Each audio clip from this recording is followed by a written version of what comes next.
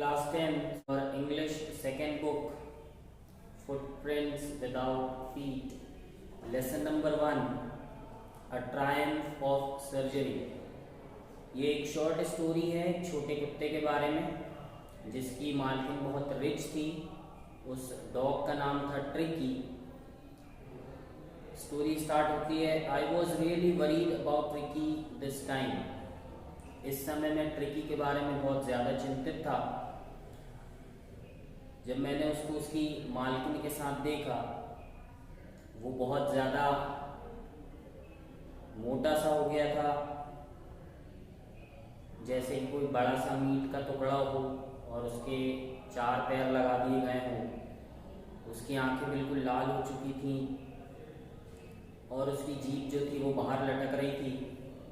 Mrs Pomfrey, ये उसकी जो रिच मालकिन थी, मिस्ट्रेस उनका नाम था, उन्होंने बताया कि ये बहुत ज़्यादा बीमार हो गया है। मिस्टर हैरियट एक पशु चिकित्सक थे, वेटनरी सर्जन, और उसको वो अपने कुत्ते को वो दिखवाने लाई थी उनके पास, और उनका कहना था कि ये कुपोषण से ग्रस्त हो गया है। कुपोषण का मतलब अच्छे पोषण का अभाव, उससे ग्रस्त हो गया है। और उन्होंने बताया कि ये बीच बीच में खाने के अलावा भी उसको बहुत सारी चीज़ें खाने को देती थी। And the doctor asked, doctor ने पूछा, are you giving him plenty of exercise, क्या आप इससे एक्सरसाइज भी करवा रही हैं?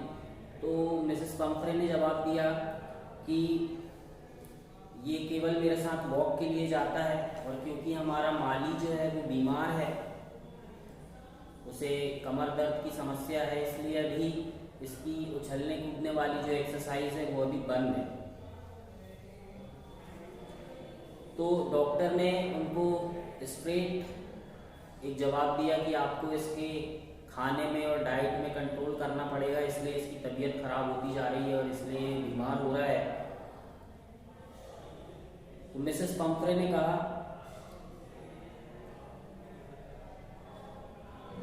इट इज़ वेरी डिफ़िकल्ट, ये बहुत मुश्किल काम है कि मैं इसको खाना ना दूं, क्योंकि वो उसको बहुत चाहती थी अपने डॉग को।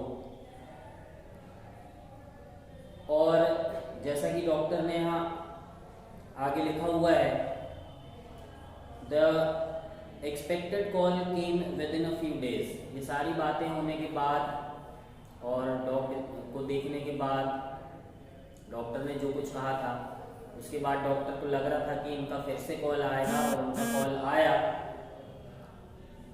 और मिसेस पंफ्रे जो थी वो बहुत बेचैन थी। मिसेस पंफ्रे वॉज डिस्ट्रॉट, वो बहुत बेचैन थी। Tricky would eat nothing, tricky जो डॉग था वो कुछ भी नहीं खा रहा था।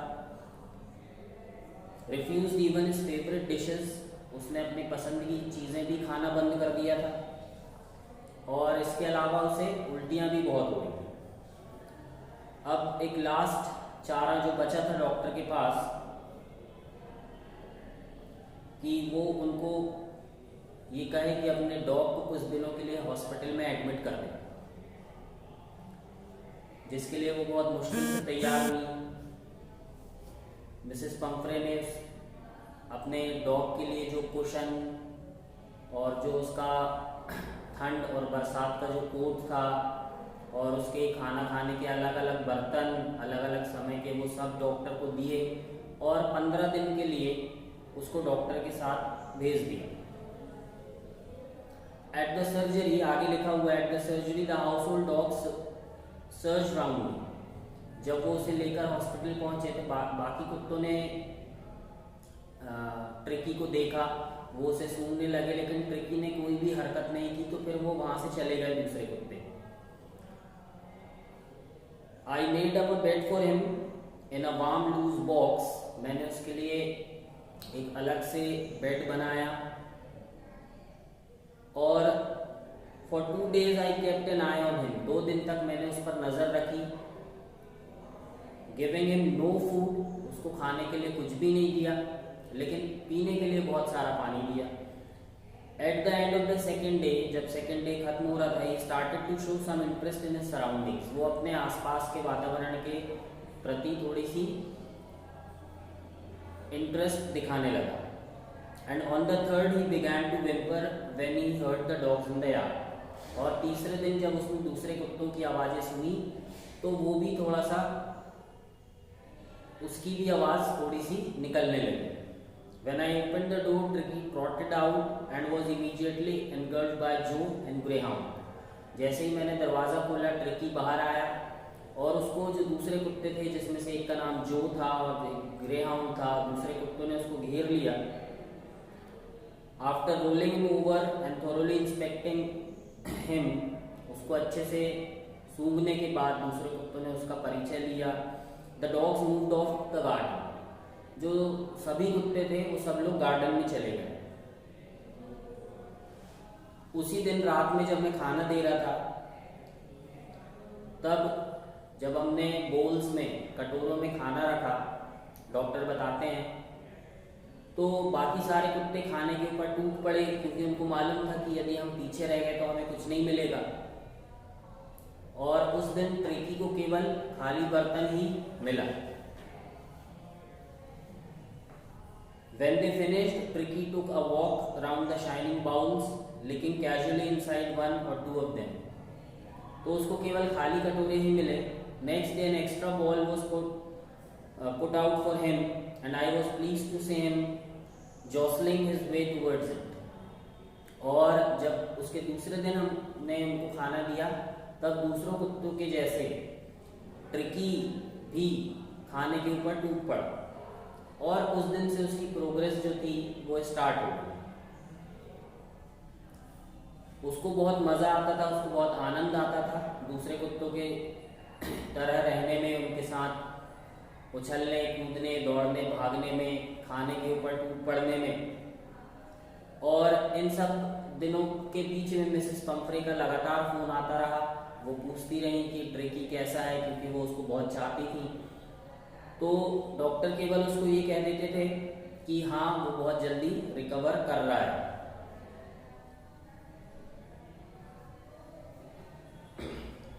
जब मिसेस पंफ्रे को ये बताया गया कि उनका कुत्ता ठीक हो रहा है, तो उन्होंने उसके लिए 2 दर्जन अंडे भी भेजना शुरू किए। और आगे लिखा हुआ है, but when the bottles of wine began to arrive, the real possibilities of the situation began to dawn the household. और जल्दी ही उन्होंने वाइन की कुछ बॉटल्स भी ट्रिकी के लिए भेजी। उनको ऐसा लगता था कि वाइन की बॉटल्स यदि ट्रिकी को दी जाएंगी तो इससे उसका खून जो है वो बढ़ेगा। तो डॉक्टर ने लिखा है कि ये सारी चीज़ें हम ट्रिकी को नहीं देते थे। Lunch became a ceremonial occasion with 2 glasses of wine before and several during the meal। Doctor और बाकी सब लोग ये चीज़ें खाते थे।